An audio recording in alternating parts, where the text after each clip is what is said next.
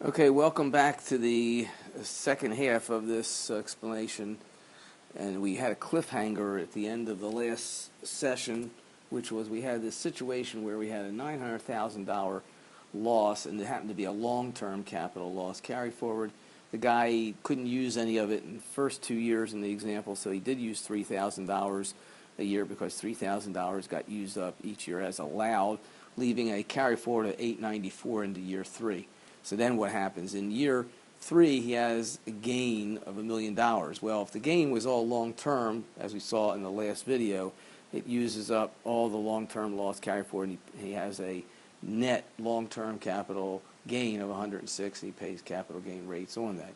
What we're going to see now is why the netting process works and why you got to carry forward, keeping the flavor of what the carry forward is, and we'll actually wind up seeing how step 3 works. So if you've been wondering, I don't understand step 3, you're going to see an illustration of that here in an example which teaches two things. One, the step 3 carry forward netting process, the step 3 netting process in general, and how it applies in a carry forward situation.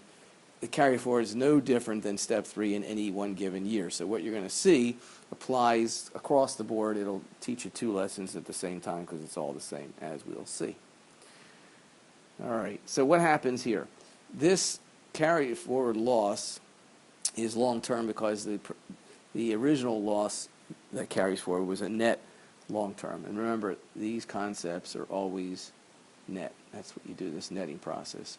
Meanwhile, in year 3, he's got a nice capital gain, good for him, and it's composed, in this case, $200,000 short, $800,000 long. So what happens? How is this?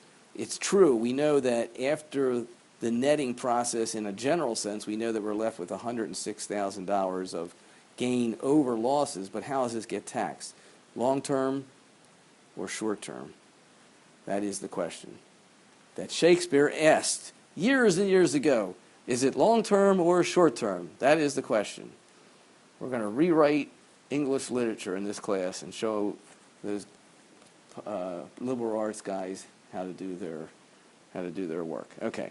All right, enough with that nonsense. So this is what happens, and this is what step 3 is all about. Even if all that we're about to say happened in 1 year in terms of gains or losses. So sort of learn this as step 3, but at the same time you'll see the beauty of step 3 in how we're able to answer the question of, is it long-term or short-term? That is the question. Okay, so what happens is this. We just follow, even though it's a carry forward, even though the 894 loss is a carry forward, it's long-term capital loss. We keep that flavor.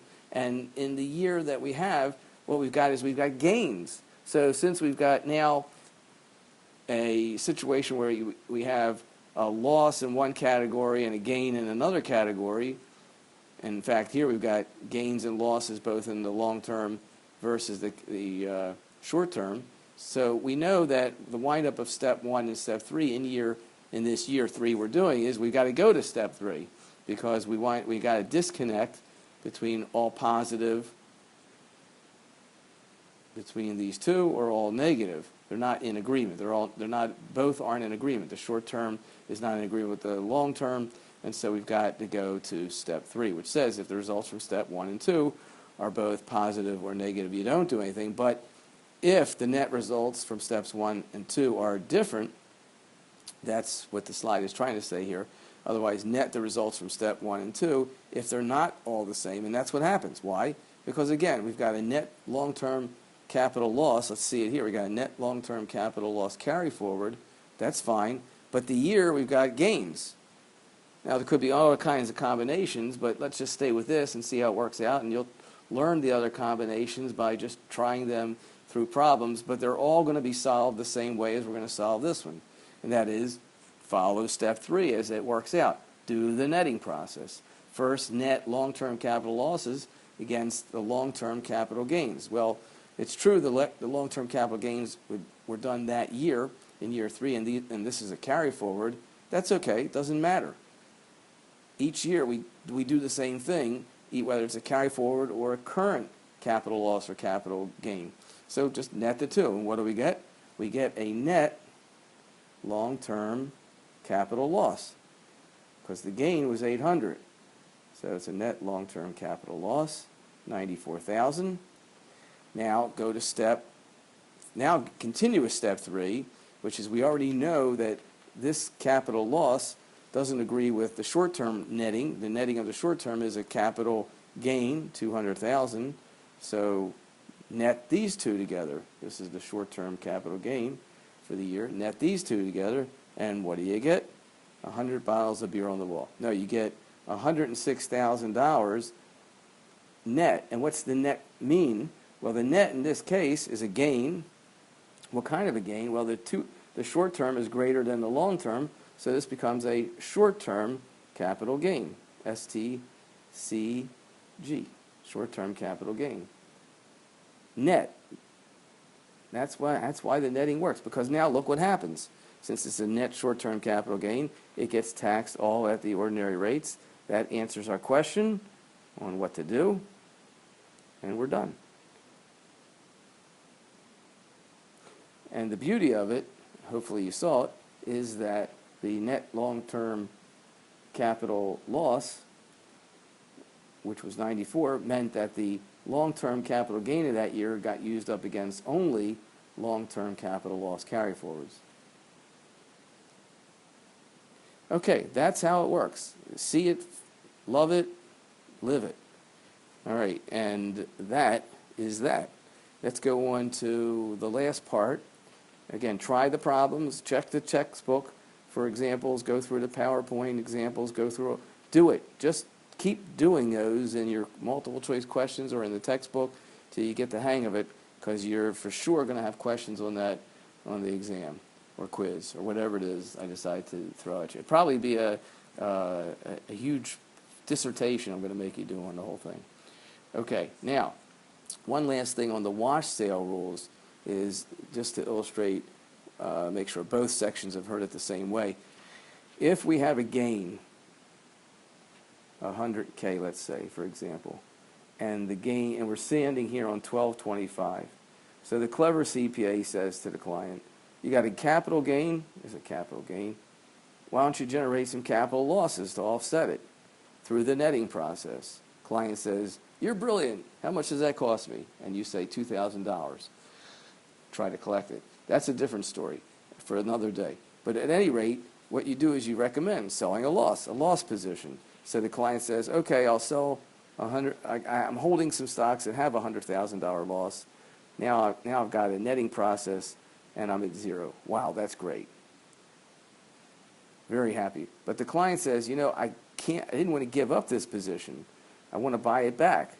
So the wash sale rules, you got to wait 30 days before you buy it back. Now the next year comes along. Let's do a year 2 example. The next year comes along, and the CPA meets with the client and says, do you have any capital gains?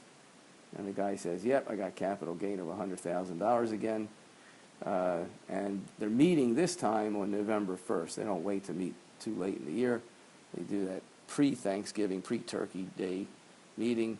And the clever CPA says, well, I know you don't want to lose your position in your loss stocks. So I know you have some loss positions, and you can generate a $100,000 loss to offset the capital gain, but I know you don't want to lose your position in it. So, you know the rule, remember last year when you sold it, let's say you sold it on December 25th, the loss, you had to wait 30 days to buy it back. That's the wash sale rule. You had to wait 30 days to buy it back, and you didn't like that. You did it, but you didn't like it because you took the risk that the stock would go up, and so I got a better idea. Here's what we'll do. You have you'll sell the loss still on 12/25. That's when you'll sell the loss. But so that'll be the loss transaction date. But here's what you do. On 12/10, as close as you can get to the sale, this is the sale date. As close as you can get to that sale date, buy the same identical stock at that date. So buy it. That's when you buy it, before you sell the loss. So the wash sale rule says that's pretty clever, and that won't work. You still have to wait 30 days before the sale date of the loss position. So he would have had to sell it, let's say, 11.24 to be precise. Then he could have bought the same identical stock, and that would work. This won't work, but buying it 30 days before the sale on the loss position will work. So what's that mean? That means the result is that since it's the day of the loss transaction, that's the date you'll recognize the loss, you got to wait 30 days before to buy to get the identical position, and then you're going to have to wait 30 days afterwards, which is the general rule. It's all part of the same rule, but I think we all understood the 30-day afterwards, because 30 days afterwards you want to buy your position back before it goes up in value. But here you see now, if you tried to sell it before, so you still got to wait 30 days afterwards. That's what the slide means. Make sure you follow that in the text and the slide, the PowerPoint, because that's the wash sale rules. And there'll be questions on that, and I'm sure there are numerous examples in the test bank for that. Okay, let's see, did I cover that? One last thing in the real world with the wash sale rules, let me just do let's do an eraser here, get some clean slate here. In the rules and in the real world, oftentimes people hold stock positions in mutual funds. For the most part, I believe, and I'm not even going to look it up, but I believe that for the most part, mutual funds do not have a wash sale rule. So you can sell and buy and do whatever you want. You can sell mutual funds or part of a mutual fund at a loss, buy some of it back the very next day, and you don't have a wash sale situation. And the reason for that is most mutual funds are changing their positions on a daily basis. And their position in any given stock is small percentages. So two reasons for this is that they're changing positions quite often, and percentage of any given position is small. So it's not like you're buying back identical positions if you if you buy and sell mutual funds so quickly in order to generate losses.